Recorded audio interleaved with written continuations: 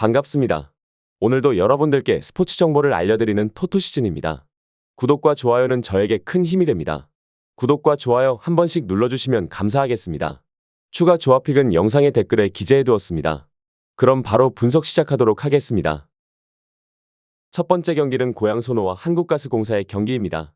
고양소노는 직전 경기에서 안양 정관장을 상대로 84대 86 패배를 기록했으며 그 이전 경기에서는 수원 KT를 상대로 63대 69로 패배하며 2연승이 중단된 이후 5연패에 빠졌습니다. DJ 번즈가 27득점을 기록하며 팀을 이끌었고 케빈 캔바워도 26득점으로 분전했지만 앨런 윌리엄스가 부상으로 이탈한 공백이 크게 드러나며 경기 운영에서 어려움을 겪었습니다.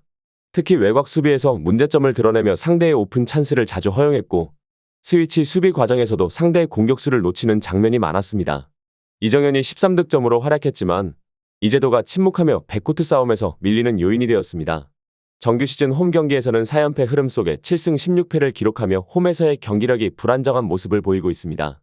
반면 한국가스공사는 직전 경기에서 안양 정관장을 상대로 68대 73 패배를 기록하며 이전 경기에서 부산 KCC를 상대로 70대 57 승리를 거둔 이후 2연승이 중단되었습니다. 샘 조세프 벨란겔이 16득점, 앤드류 니콜슨이 15득점으로 분전했지만 김낙현이 3경기 연속 3점슛을 단 1개도 성공시키지 못하며 공격에서 어려움을 겪었습니다. 특히 1쿼터에서 10대 28로 크게 밀리며 경기 초반부터 흐름을 내주었고 상대에게 연속 득점을 허용하는 과정에서 턴오버와 3점슛 실패가 많아 상대에게 속공 기회를 내주며 패배로 이어졌습니다. 또한 페인트존에서 상대 빅맨 자원들에게 너무 쉽게 볼을 잡도록 허용하며 수비에서 문제를 드러냈고 이로 인해 리바운드 싸움에서도 어려움을 겪었습니다. 정규 시즌 원정 경기에서는 2연패 흐름 속에 11승 12패를 기록하고 있습니다. 이번 경기는 3월 2일 경기에서 부상을 당했던 에런 윌리엄스의 복귀 여부가 중요한 변수가 될 것입니다. 만약 윌리엄스가 복귀한다면 고양소노의 경기력은 확연히 달라질 가능성이 높으며 수비에서의 안정감이 올라가면서 공격에서도 보다 원활한 흐름을 가져갈 수 있을 것입니다. 또한 DJ 번즈와 케빈 캔바워가 꾸준히 좋은 득점력을 유지하고 있고 이정현도 점점 리듬을 찾아가는 모습을 보여주고 있어 전력면에서 밀릴 이유가 없습니다. 반면 한국가스공사는 외곽슛 난조와 페인트존 수비에서의 문제점을 해결하지 못할 경우 어려운 경기가 될 가능성이 큽니다. 경기 흐름을 고려했을 때 고양소노가 보다 안정적인 경기 운영을 펼치며 승리를 가져갈 가능성이 높으며 고양소노의 승리를 추천드립니다. 두 번째 경기는 창원 LG와 원주 DB의 경기입니다. 창원 LG는 직전 경기에서 원정에서 수원 KT를 상대로 62대 90으로 패배하며 3연승이 중단되었습니다. 이전 경기에서는 홈에서 울산 현대모비스를 상대로 연장 승부 끝에 84대 81 승리를 기록하며 좋은 흐름을 이어갔지만 직전 경기에서는 6이상이 11득점을 기록한 것을 제외하고 두 자릿수 득점자가 나오지 않는 등 공격에서 큰 어려움을 겪었습니다. 주축 선수들의 동반 야투 난조와 함께 상대의 속공과 얼리 오펜스를 효과적으로 막아내지 못하며 패배를 허용했습니다. 하지만 경기 흐름이 완전히 좋지 않았던 상황에서 조상현 감독은 이보 전진을 위한 일보 후퇴를 선택하며 주축 선수들의 체력 소모를 줄이는 결정을 내렸고 이는 시즌 후반을 대비한 최선의 선택이었다고 볼 수 있습니다. 정규 시즌 홈 경기에서는 2연승 흐름을 이어가며 17승 6패를 기록하고 있어 홈 경기에서 강한 모습을 보여주고 있습니다. 반면 원주 DB는 직전 경기에서 홈에서 서울 SK를 상대로 63대 75 패배를 기록했으며 이전 경기에서는 원정에서 서울 SK를 상대로 88대 80 승리를 거두었습니다. 하지만 최근 5경기에서 1승 4패로 부진한 흐름을 보이며 경기력이 흔들리고 있습니다. 박인웅이 12득점으로 분전했지만 오마리 스펠맨과 이선 알바노의 야투 효율성이 크게 떨어졌고 강상재도 찬스를 살리지 못하며 공격에서 아쉬운 모습을 보였습니다. 또한 턴오버가 많아지면서 공격에서 실수를 연발했으며 수비에서도 상대에게 3점슛과 속공을 많이 허용하며 경기 주도권을 쉽게 내주는 모습을 보였습니다. 원정 경기에서는 7승 15패를 기록하며 원정에서 유독 약한 모습을 보이고 있어 이번 경기에서도 어려운 흐름을 이어갈 가능성이 큽니다. 이번 경기는 아셈 마레이를 중심으로 리그 2위 자리를 유지하려는 창원 LG가 한 수 위의 전력을 갖춘 매치업으로 평가됩니다. 또한 두 팀 모두 인사이드에서 강점을 가진 만큼 높이 싸움이 중요한 요소가 될 가능성이 높으며 공격보다는 수비적인 운영이 강조되는 저득점 경기 흐름이 예상됩니다. 경기 흐름을 고려했을 때 창원 LG가 홈에서 경기를 주도하며 승리를 가져갈 가능성이 높으며 저득점 경기가 예상되는 만큼 언더를 추천드립니다. 세 번째 경기는 BNK썸과 우리은행입니다. BNK썸과 우리은행의 챔피언 결정전 경기입니다. BNK썸은 챔피언 결정전 2차전 원정 경기에서 우리은행을 상대로 55대 49 승리를 거두며 시리즈 전적 2연승을 기록했습니다. 안혜지가 16득점, 이이지마 사키가 15득점, 이소희가 11득점을 기록하며 중요한 순간마다 돌파 득점과 3점슛을 성공시키며 팀 승리를 이끌었습니다. 득점은 다소 저조했지만 박혜진과 김소니아가 수비와 리바운드에서 중요한 역할을 수행하며 팀을 위한 꾸준히를 해내며 안정적인 경기 운영을 보였습니다. 이번 승리로 BNK 썸은 시리즈 2승을 먼저 가져가며 챔피언 결정전에서 우승 확률 100%를 기록한 상황이며 홈에서 마지막 승리를 거두고 챔피언 등극을 노립니다. 정규 시즌 홈 경기에서는 13승 5패를 기록하며 홈에서 강한 모습을 보이고 있습니다. 반면 우리은행은 2차전 패배를 기록하며 벼랑 끝에 몰렸습니다.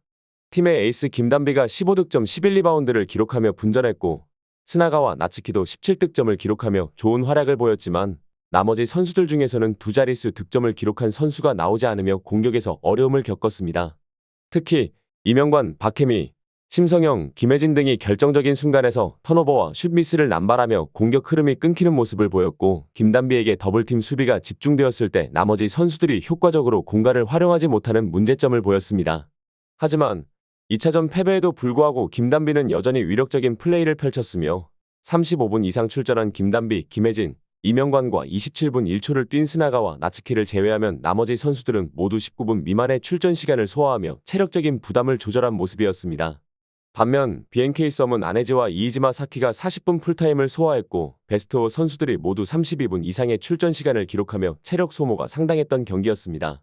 우리은행은 이번 경기에서 승리를 거두지 못하면 시즌이 종료되는 상황으로 경기 집중력과 의욕이 극대화될 가능성이 큽니다.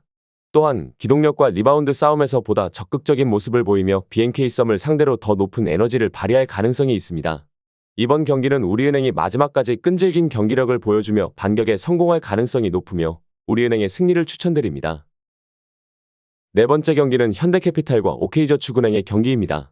현대캐피탈은 직전 경기에서 원정으로 한국전력을 상대로 3대0 완승을 거두었으며 이전 경기에서도 원정에서 삼성화재를 상대로 3대0 승리를 기록하며 2연승을 이어가고 있습니다. 최근 경기에서는 상대 블로킹을 의식한 타점 조절과 결정력 높은 공격이 돋보였으며 특히 레오가 12득점, 공격 성공률 50%를 기록하며 승부처에서 해결사 역할을 해주었고 허수봉 역시 11득점, 공격 성공률 62%를 기록하며 높은 결정력을 보여주었습니다. 또한 중앙에서 정태준이 속공과 블로킹에서 활약하며 팀 공격의 균형을 맞춰주었고 황승빈 세터의 안정적인 토스워크가 팀 전체적인 공격 흐름을 원활하게 만들었습니다. 다만 정규 시즌 홈 경기에서는 최근 3연패를 기록하며 12승 5패를 기록하고 있어 홈에서의 흐름이 다소 주춤한 모습입니다. 반면 OK저축은행은 직전 경기에서 홈에서 삼성화재를 상대로 1대3 패배를 기록했으며 이전 경기에서도 원정에서 KB손해보험을 상대로 1대3 패배를 당하며 연패에 빠졌습니다. 대한항공을 상대로 6연패에서 탈출하는 승리를 기록했지만 연승으로 이어가지 못하며 다시 2연패를 기록하는 등 경기력이 흔들리고 있습니다. 직전 경기에서는 신호진이 17득점을 올리며 분전했지만 김건우가 11득점, 공격 성공률 40%로 공격 효율성이 떨어졌으며 서브에서도 위력을 발휘하지 못하며 상대에게 주도권을 내준 것이 패배의 원인이 되었습니다. 범실에서 상대보다 우위를 보였음에도 불구하고 리시브가 흔들릴 때 하이볼 처리 능력이 부족하며 사이드 아웃을 제대로 돌리지 못한 것이 결국 경기 흐름을 내준 결정적인 원인이 되었습니다. 또한 크리스가 교체 자원으로 나서 3득점에 그치는 등 외국인 선수 활용에서도 아쉬운 모습을 보였습니다. 정규 시즌 원정 경기에서는 4연패 흐름을 보이며 3승 14패를 기록하는 등 원정에서 극도로 약한 모습을 보이고 있습니다. 이번 경기는 현대캐피탈이 챔피언 결정전을 대비하며 일부 주전 선수들의 출전 시간을 조정할 가능성이 있는 경기입니다. 하지만 삼성화재와의 경기에서도 3세트에 레오를 제외하며 체력 안배를 진행했던 것처럼 주전 선수들의 출전 시간 관리가 이루어지더라도 기본적인 경기력에서는 현대캐피탈이 우위를 점할 가능성이 높습니다. 특히 OK저축은행이 원정 경기에서 유독 약한 모습을 보이고 있어 현대캐피탈이 무난하게 경기를 운영할 것으로 예상됩니다. 경기 흐름을 고려했을 때 현대캐피탈의 승리를 추천드립니다. 다섯 번째 경기는 GS칼텍스와 흥국생명의 경기입니다. GS칼텍스는 직전 경기에서 원정으로 IBK기업은행을 상대로 3대1 승리를 거두었으며 이전 경기에서는 원정에서 도로공사를 상대로 2대3으로 아쉽게 패배했습니다. 최근 5경기에서 4승 1패를 기록하며 좋은 흐름을 이어가고 있으며 여자부 최고의 공격수로 꼽히는 지젤 실바가 46득점, 공격 성공률 48%를 기록하며 승부처에서 팀을 이끄는 모습을 보였습니다. 또한 유서연이 리시브에서 안정적인 모습을 보이며 수비적인 부담을 덜어주었고 권민지와 뚜이의 지원 사격도 나오면서 승리를 향한 강한 집중력을 보여줬습니다. 정규 시즌 홈 경기에서는 최근 4연승을 기록하며 7승 10패의 성적을 보이고 있지만 최근 경기력을 고려하면 홈에서의 경기력도 개선된 모습을 기대할 수 있습니다. 반면 흥국생명은 직전 경기에서 홈에서 도로공사를 상대로 3대1 승리를 기록하며 3연패에서 벗어났습니다. 이전 경기에서는 원정에서 페퍼저축은행을 상대로 2대3 패배를 기록하며 다소 아쉬운 모습을 보였지만 정규 시즌 1위를 확정한 이후 휴식을 취하던 주전 선수들이 복귀하면서 다시 강한 경기력을 보였습니다. 배구 여제 김연경이 19득점, 공격 성공률 51%를 기록하며 팀의 중심을 잡아주었으며 투특후가 21득점, 공격 성공률 42%를 기록하며 지원 사격을 했습니다. 또한 피치가 19득점, 공격 성공률 65%를 기록하며 빠른 공격으로 상대를 흔들었고 신현경 리베로가 몸을 던지는 허슬 플레이와 안정적인 서브 리시브를 보여주며 팀 분위기를 끌어올렸습니다. 하지만 정규 시즌 원정 경기에서는 2연패 흐름을 보이며 12승 5패를 기록하고 있으며 이번 경기는 정규 시즌 최종전인 만큼 로테이션을 가동할 가능성이 높아졌습니다. 이번 경기는 GS칼텍스가 베스트 전력을 가동할 예정인 반면 흥국생명은 플레이오프를 대비해 로테이션을 돌릴 가능성이 높기 때문에 GS칼텍스가 경기 주도권을 가져갈 가능성이 큽니다. 특히 최근 경기에서 지젤 실바를 중심으로 한 공격력이 강하게 살아난 만큼 흥국생명이 베스트 전력을 가동하지 않는다면 GS칼텍스가 홈에서 승리를 가져갈 가능성이 높습니다. 경기 흐름을 고려했을 때 GS칼텍스의 승리를 추천드립니다. 여섯 번째 경기는 호주와 인도네시아의 경기입니다. 호주는 조별 예선에서 1승 3무 1패를 기록하며 패배하지 않는 경기를 이어갔고 안정적인 수비력과 점유율 축구를 통해 꾸준히 상대를 압박하는 모습을 보여줬습니다. 마시모 루옹고와 코너 메칼페 등 유럽 4대 리그에서 활약하는 핵심 미드필더들이 부상으로 빠지며 중원 장악력에서 다소 아쉬움이 있지만 전체적인 전력 차이와 조직력은 여전히 탄탄합니다. 특히 최근 홈 경기에서는 매우 강한 모습을 보이며 실점을 거의 허용하지 않는 견고한 수비력을 유지하고 있습니다. 반면 인도네시아는 조별 예선에서 1승 3무 2패를 기록하며 다소 아쉬운 성적을 거뒀고 홈에서 열린 호주전에서도 0대0 무승부를 기록했지만 경기 내내 수세적인 운영으로 일관하며 득점 기회를 거의 만들지 못했습니다. 더욱이 호주 원정에서는 6차례 모두 패배하며 상대에게 완전히 밀리는 모습을 보여왔고 지난해 아시안컵에서도 호주 원정에서 0대4로 완패한 바 있습니다. 수비 라인은 상대의 강한 압박을 이겨내기에 부족하며 공격에서도 날카로운 찬스를 만들어내지 못해 고전할 가능성이 큽니다. 이번 경기는 호주가 홈의 강점을 바탕으로 경기 초반부터 주도권을 가져가며 점유율과 찬스 창출에서 앞설 것으로 보이며 인도네시아는 수비적으로 나서면서 실점을 최소화하려 할 가능성이 큽니다. 하지만 후반으로 갈수록 체력 저하와 집중력 부족으로 인해 실점이 이어질 가능성이 높습니다. 경기 흐름을 고려했을 때 호주의 승리가 유력하며 인도네시아의 수비적인 운영으로 인해 저득점 경기가 될 가능성이 높아 언더를 추천드립니다. 일곱 번째 경기는 일본과 바레인의 경기입니다. 일본은 최근 A매치 27경기에서 22승을 기록하며 강력한 상승세를 이어가고 있으며 월드컵 3차 예선에서도 5승 1무로 무패 행진을 이어가며 조 1위를 굳히고 있습니다. 미토마, 쿠보, 카마다를 앞세운 공격진은 빠른 템포의 전개와 강한 압박을 통해 상대 수비를 효과적으로 무너뜨리고 있으며 특히 홈 경기에서는 초반부터 적극적인 압박을 가하며 주도권을 잡는 경향이 강합니다. 최근 경기에서도 강한 수비력과 함께 다득점 경기를 펼치며 상대를 압도하는 모습을 보였으며 이번 경기에서도 같은 흐름이 이어질 가능성이 큽니다. 반면 바레인은 최근 걸프컵에서 우승하며 분위기를 끌어올렸지만 월드컵 예선에서는 1승 3무 2패로 부진한 모습을 보이며 현재 조 5위에 머물러 있습니다. 일본과의 상대 전적에서도 열세를 보이고 있으며 지난해 9월 맞대결에서도 0대5로 완패하며 전력 차이를 인정할 수밖에 없는 상황입니다. 이번 경기에서도 수비적인 운영을 통해 실점을 최소화하려 할 가능성이 높지만 일본의 강한 압박과 빠른 템포에 밀려 고전할 가능성이 큽니다.